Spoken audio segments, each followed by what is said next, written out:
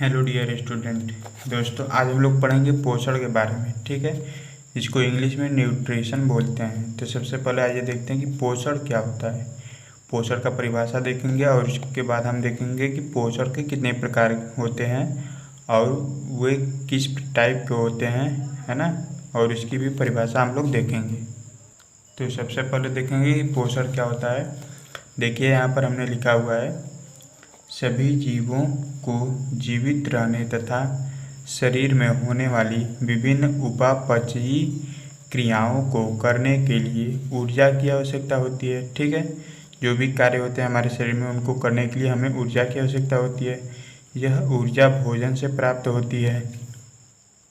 यह ऊर्जा हमें कहाँ से प्राप्त होती है? भोजन से प्राप्त होती है। विभिन्न प्रकार के जीव भोजन लेने के लिए विभिन्न विधियाँ अपनाते हैं। ठीक है, भोजन ग्रहण करने से लेकर पाचन, अवशोषण, कोशिकाओं तक पहुँचने, जीवद्रव्य में स्वांगीकरण करने तथा भविष्य के लिए उसे शरीर में संग्रहित करने तक की सभी क्रियाओं का सम्मिलित नाम पोषण है। ठीक है, ये जो है पोषण का परिभाषा है।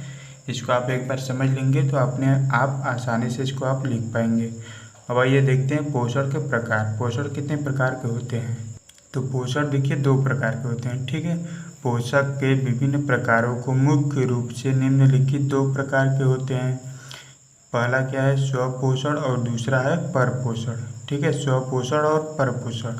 सबसे पहले हम देखते हैं स्वपोषण क्या होता है और उसके बाद हम देखेंगे परपोषण क्या होता है। ठीक है, तो आइए देखते हैं कि स्वपोषण क्या होता है, जिसको इंग्लिश में ऑटोट्रॉफिक न्यूट्रिशन बोलते हैं। ऐसे सभी जीव स्वपोषी कहलाते हैं जो अपना भोजन स्वयं शरीर में अकार्बनिक पदार्थों द्वारा निर्मित करते हैं। ठीक है, वे सभी जीव जो कि अपना भोजन खुद बनाते हैं वे क्या कहलाते हैं? वे स्वपोषण कहलाते हैं तथा ऊर्जा का संचय करते हैं। ऐसा केवल हरे पौधे अपनी पर्णहरित युक्त कोशिकाओं में करते हैं। ठीक है, जो भी देखिए जो स्वयं पोषक बनाते हैं यानी कि जो स्वयं भोजन बनाते हैं अपना, वे क्या कहलाते हैं? वे स्वपोषण कहलाते हैं। और स्वयं भोजन कौन बनाता है? सिर्फ हरे पौधे ही स्वयं भोजन बनाते हैं। ठीक है, सिर्फ हरे पौधे ही स्वयं भोजन बनाते हैं क्योंकि उनमें जो है पर्णहरित होता है। अब आगे देखिए क्या है, इसमें ये कार्बन डाइऑक्साइड तथा जल का कच्चे पदार्थों के रूप में उपयोग करते हैं, जैसे हरे पेड़ पौधे इत्यादि। ठीक है, जितने भी हरे पेड़ पौधे होते हैं, जितने भी प्रकार के, वे सभी जो है स्वपोषण में आते हैं, यानी कि स्वपोषी में आते हैं, जो कि स्वयं अपना भोजन बनाते हैं। और अगला क्या है? परपोषण। ठीक है, इसको हेटेरोट्रोफिक न्यूट्रिशन बोलते हैं। अब इसकी देखिए परिभाषा क्या है परपोषण की। वे सभी जीव जो अपने भोजन का निर्माण स्वयं नहीं कर सकते बल्कि अन्य स्रोतों से तैयार भोजन ग्रहण करते हैं, परपोषी कहलाते हैं। ठीक है, ये जो है होते हैं, ये अपना भोजन स्वयं नहीं बनाते, ये जो है किसी दूसरे पर आश्रित होते हैं भोजन के लिए। परपोषी जीव अपने पोषण के आधार पर निम्नलिखित प्रकार के माने जाते हैं। ठीक है, ये परपोषी जो है, जो परपोषी जीव होते हैं जो कि परपोषण करते हैं, वे भी जो है कई प्रकार के होते हैं। अब वो कितने प्रकार के होते हैं आइए देखते हैं। अब ये जो देखिए परपोषण होते हैं, ठीक है, परपोषण ये भी कई प्रकार के होते हैं। मुख्यतः जो है 3 प्रकार के होते हैं। ठीक है, आइए देखते हैं कौन कौन से प्रकार के होते हैं। पहला क्या है? प्राणी संपोषण। और दूसरा है मृतोपजीवी। ठीक है, और तीसरा है परजीवी। ठीक है, ये तीनों क्या होते हैं अब इनके बारे में हम देखते हैं। इनको जो है आप अच्छे से अपने नोट्स में अपनी कॉपी पर लिख लीजिएगा, ये जो है बहुत ही इम्पोर्टेंट है, कई बार एग्जाम में पूछा भी जाता है।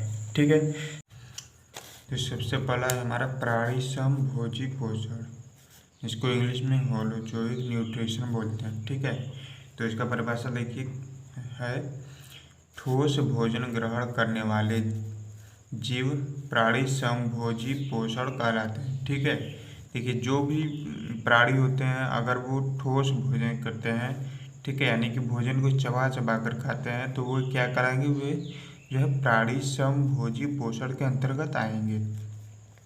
ये भोजन का भक्षण करते हैं। सभी जंतु प्रायः इसी प्रकार के होते हैं, ठीक है। लगभग सभी जंतु जो है इसी प्रकार के होते हैं, जैसे मनुष्य और बहुत सारे जानवर, ठीक है। और अगला है मृतोपजीवी पोषण, है ना, सैप्रोफिटिक न्यूट्रिशन। ऐसे जीव जो अपना भोजन मृत जंतुओं या पौधों तथा उनके उत्सर्जित पदार्थों आदि से प्राप्त करते हैं, मृतोपजीवी कहलाते हैं, ठीक है। वे मतलब कि वे जीव जो कि सड़े गले पदार्थों से या फिर मरे हुए पदार्थों से अपना भोजन जो है प्राप्त करते हैं।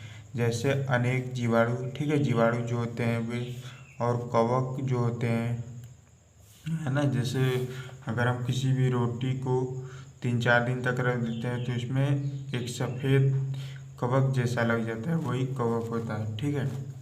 और अगला है हमारा परजीवी पोषण, पैरासिटिक न्यूट्रिशंस। इसका परिभाषा देखिए इस प्रकार है। ऐसे जीव जो अपना भोजन दूसरे जीव के शरीर के बाहर या भीतर रखकर प्रत्यक्ष रूप से उसके जीवित अवस्था में ही प्राप्त करते हैं, परजीवी कहलाते हैं, ठीक है। कोई भी जीव है वो क्या करता है, उसके शरीर के अंदर या बाहर से जब तक वह जीवित है तब तक वह जो है अपना भोजन प्राप्त करता है। जैसे देख लीजिए, उदाहरण से और भी क्लियर हो जाएगा। आंत में रहने वाले कृमि, चूसने वाले मच्छर, ठीक है। मच्छर देखिए होते हैं ना, मनुष्य के जो है त्वचा से अपना जो है भोजन बनाते हैं, खून चूस कर, ठीक है। पौधों के विभिन्न रोग इत्यादि, ठीक है। तो ये जो है आज हमने पोषण के बारे में पढ़ा। और दोस्तों, अगर ये वीडियो पसंद आए तो कृपया वीडियो को लाइक और शेयर ज़रूर करें। और अगर आप इस चैनल पर पहली बार आए तो कृपया चैनल को सब्सक्राइब जरूर कर लीजिए।